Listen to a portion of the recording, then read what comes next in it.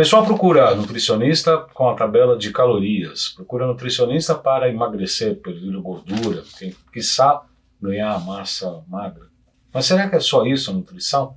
Será que a biorressonância pode ajudar em escolha de alimentos, ver os alimentos que são alergênicos? Esse é o programa de hoje, o Salutos, que está começando agora.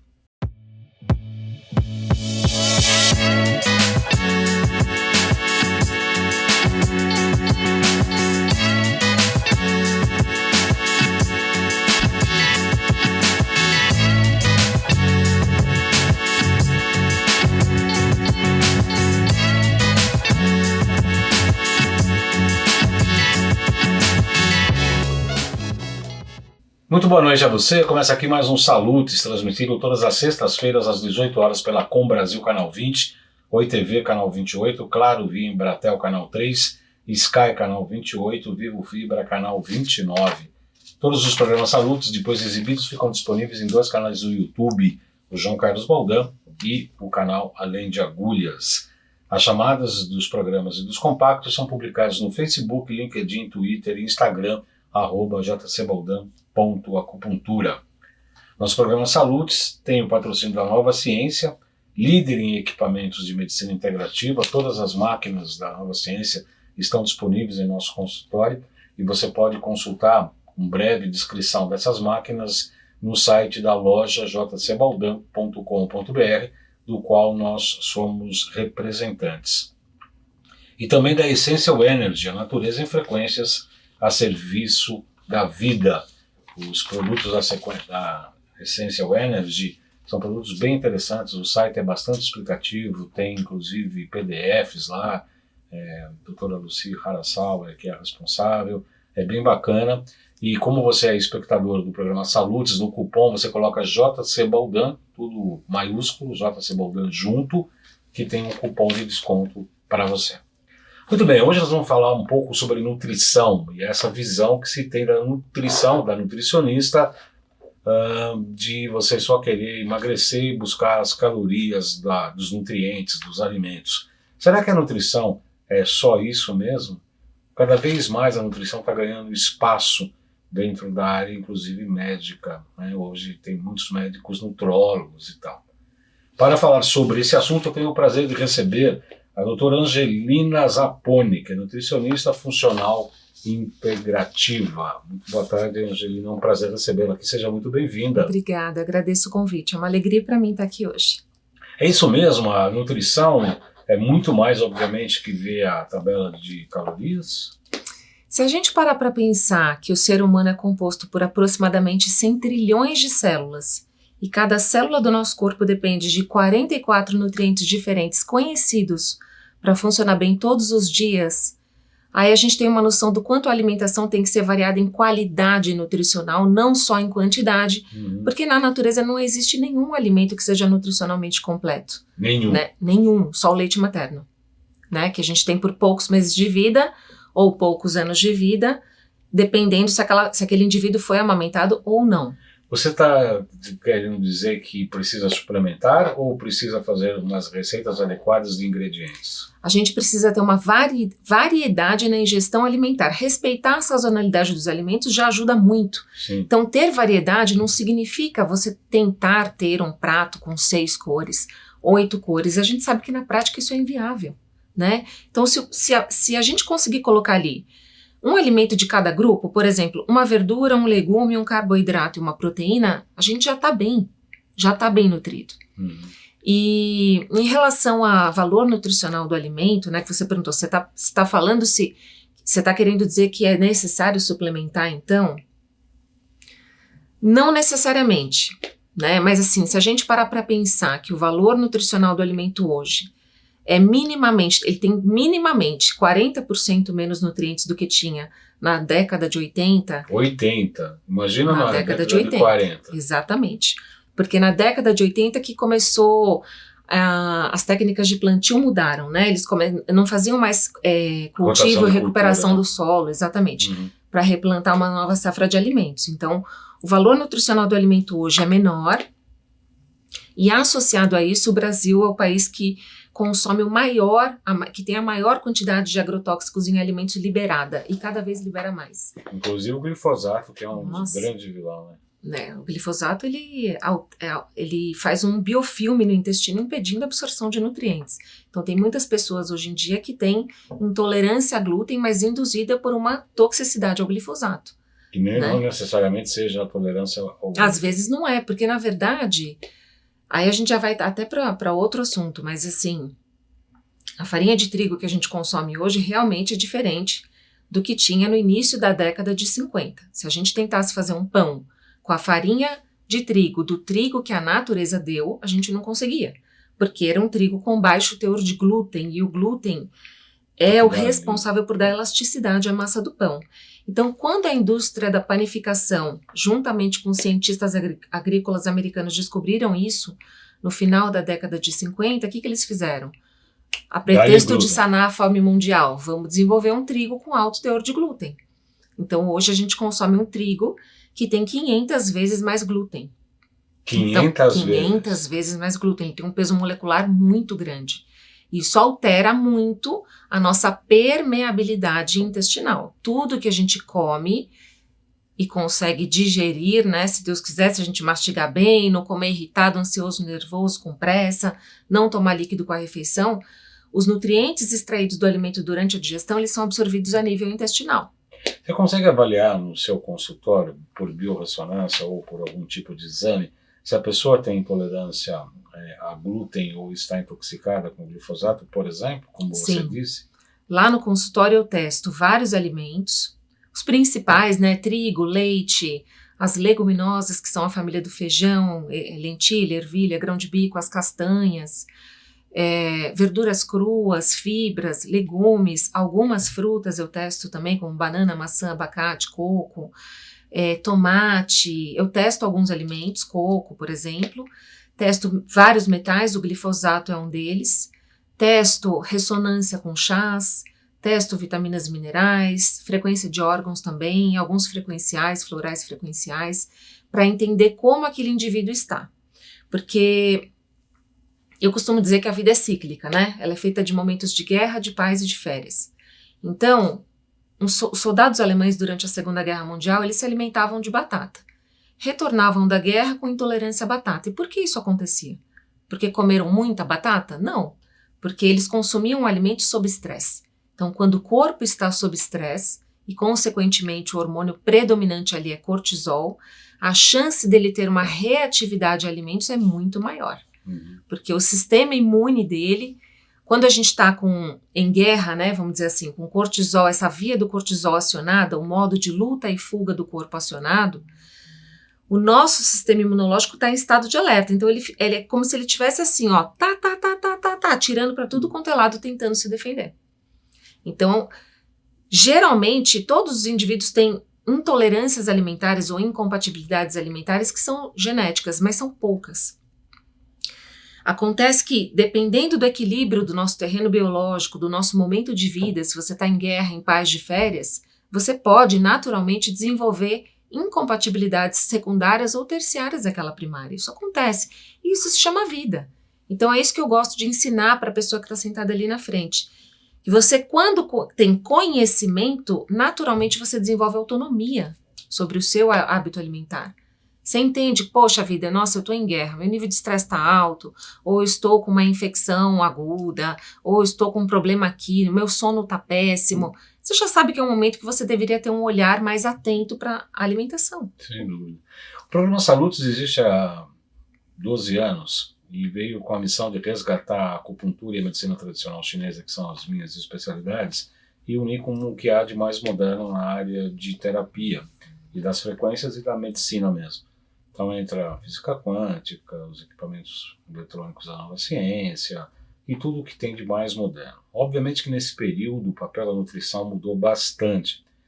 E a pergunta, né, a gente está galgando espaços paulatinamente, com pequenos passos, porque isso não é muito simples, né?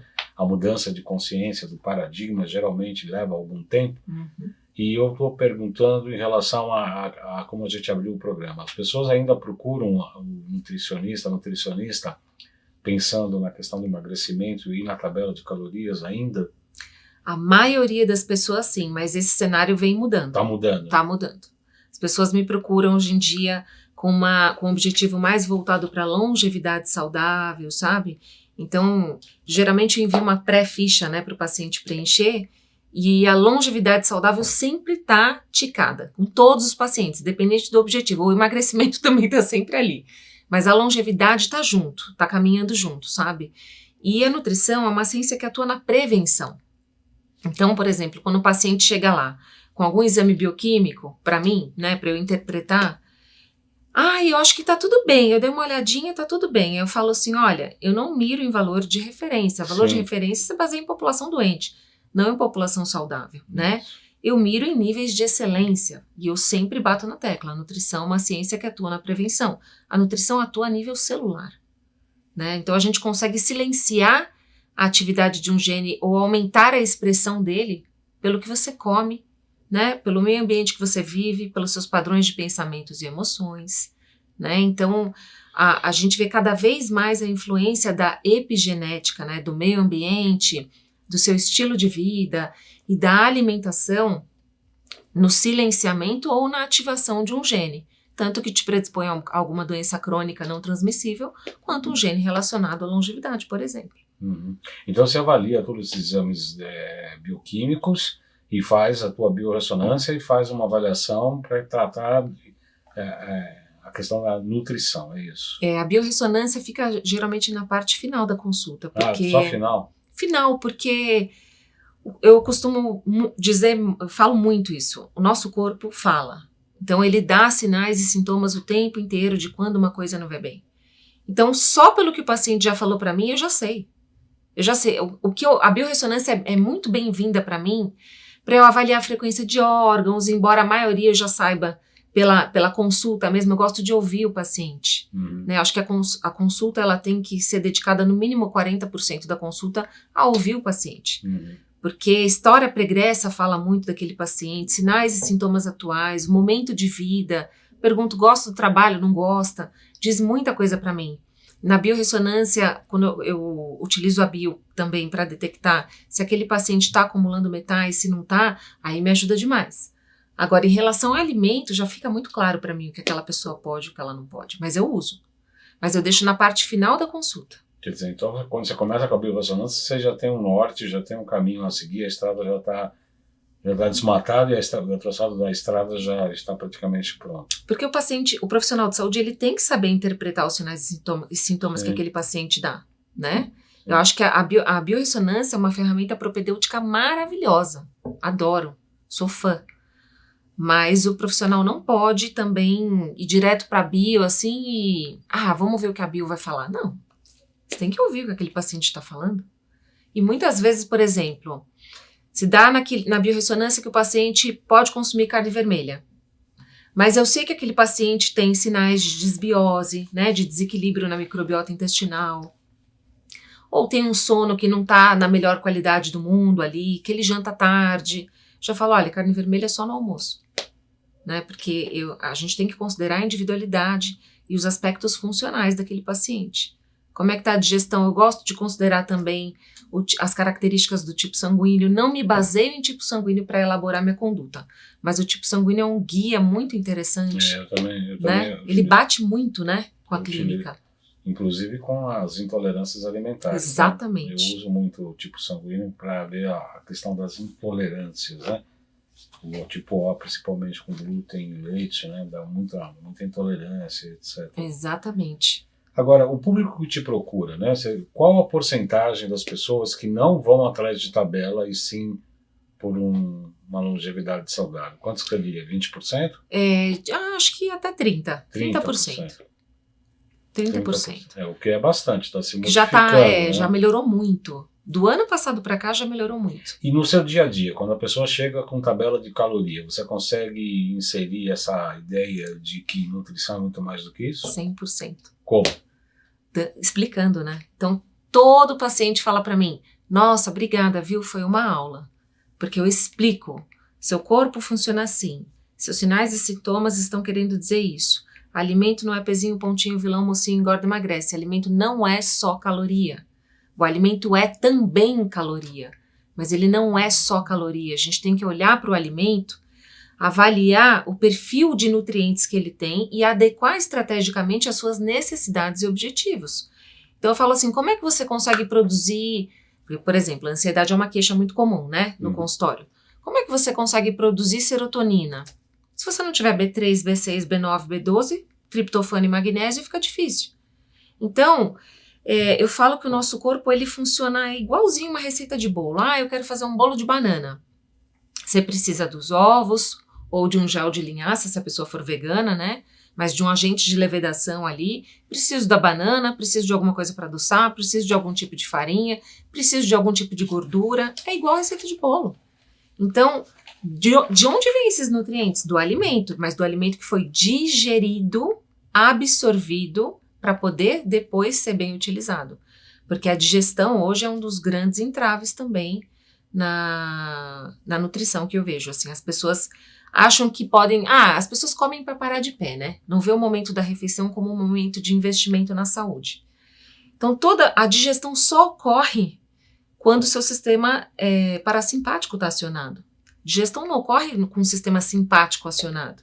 E hoje em dia as pessoas estão simpaticotônicas, ou seja, estão com esse modo de luta e fuga acionado, né? O tempo inteiro. Acelerado o tempo inteiro. Acelerado, ainda mais aqui em São Paulo. As pessoas vivem olhando para o relógio, correndo contra o tempo, um compromisso atrás do outro e trânsito. Então elas falam, vou comer alguma coisa aqui para ficar em pé, para passar fome. Então a digestão ela só ocorre porque o nosso corpo gasta muita energia, muita caloria para digerir o alimento.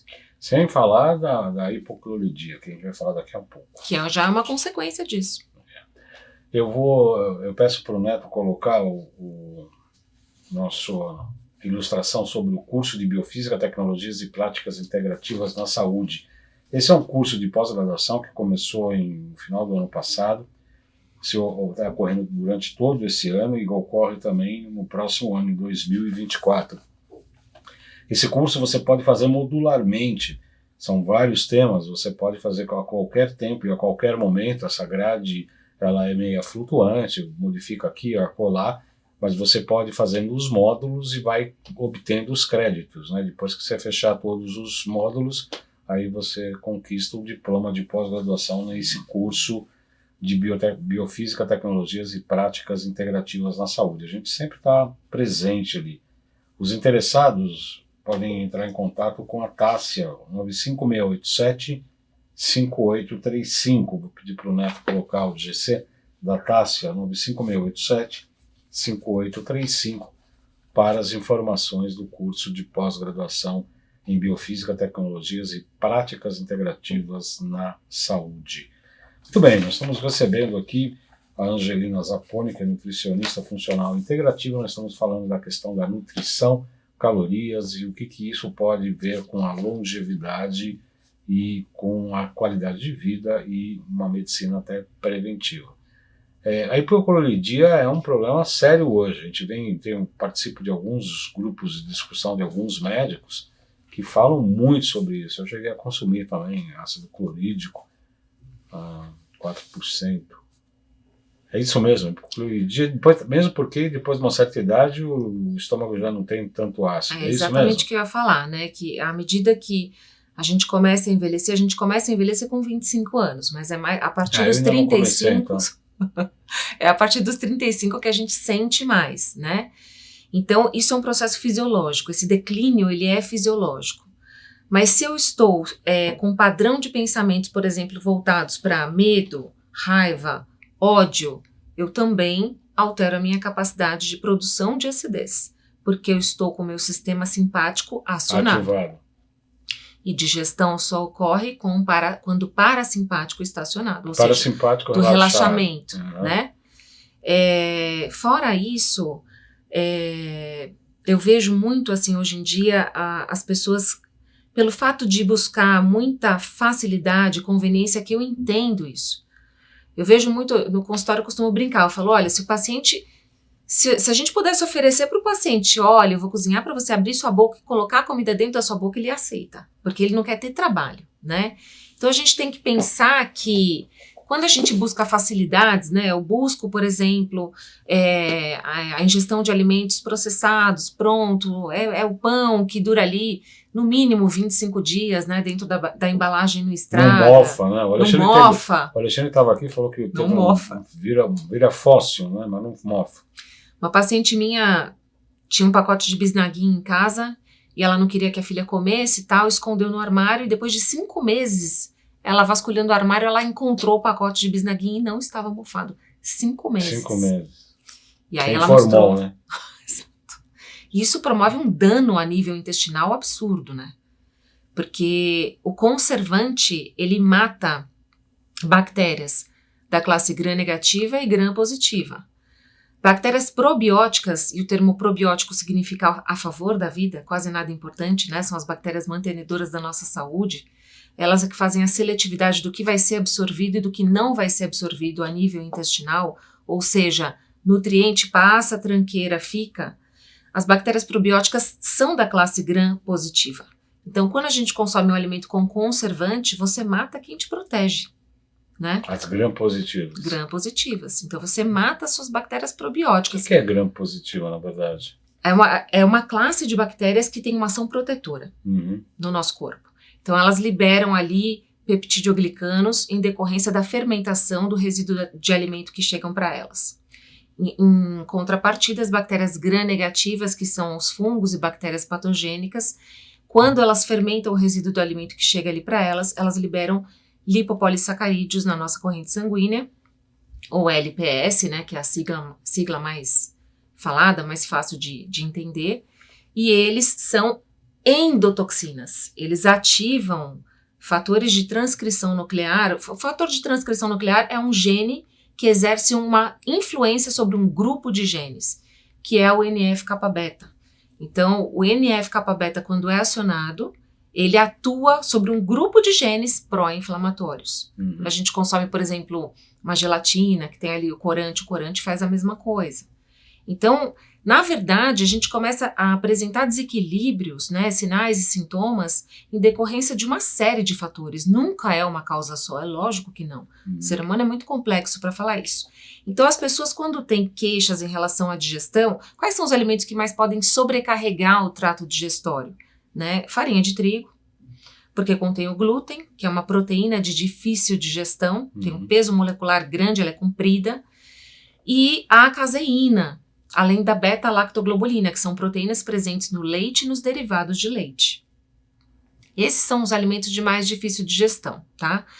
E aí, o que acontece? Quando você tá irritado, ansioso, nervoso, com pressa, não mastiga direito o alimento, toma líquido com a refeição, ingere esses alimentos com muita frequência, você acaba agredindo a tua mucosa gástrica, você vai reduzindo cada vez mais a sua capacidade de produção de suco gástrico, sem falar no equilíbrio dos nutrientes. Se você tem deficiência de ferro, zinco e B12, você também altera a sua capacidade de produção de suco gástrico. Se você tem disbiose, que é o desequilíbrio entre bactérias boas e ruins, lá na microbiota, na flora intestinal, você também altera a sua capacidade digestiva. E aí as pessoas, quando consomem um alimento, elas ou ficam com aquela sensação de alimento parado, estufamento, desconforto abdominal, ou eructação, que são aqueles pequenos arrotos frequentes, ou azia, ou refluxo, e aí elas fazem o quê? Procuram um gastro. Aí elas procuram um gastro, ele fala assim o quê? Toma esse remedinho aqui, que são os prazóis da vida. Que é um lixo, né? Exato. Ele é um antiácido, na verdade, ele é um antivida, né? Ele é um bloqueador de bomba de próton, então se aquela pessoa estava com sinais de má digestão, porque estava produzindo pouca acidez, que é a hipocloridria, o medicamento vai lá e bloqueia a acidez, mais, né? Então você fala, bom, então aquela pessoa, ela se sente melhor, mas porque o medicamento está mascarando os sintomas. Então aquela digestão que já não estava boa, ela fica pior. Mas como o alimento continua refluindo, mas como não tem acidez, ela não tem desconforto, ela acha que está tudo bem. E aí quando ela desmama, ou ela para de tomar, né? Porque geralmente o médico prescreve por 4 semanas, no máximo 8. Aquela pessoa não mudou o hábito alimentar, ela não mudou o estilo de vida, ela não fez nenhum movimento para melhorar, para restaurar a função digestiva. E o que acontece?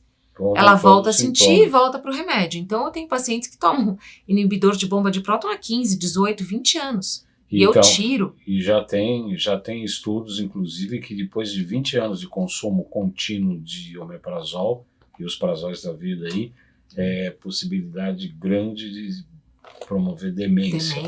Demência e câncer de estômago. Né? Por que isso? Estômago serve basicamente para 3 coisas.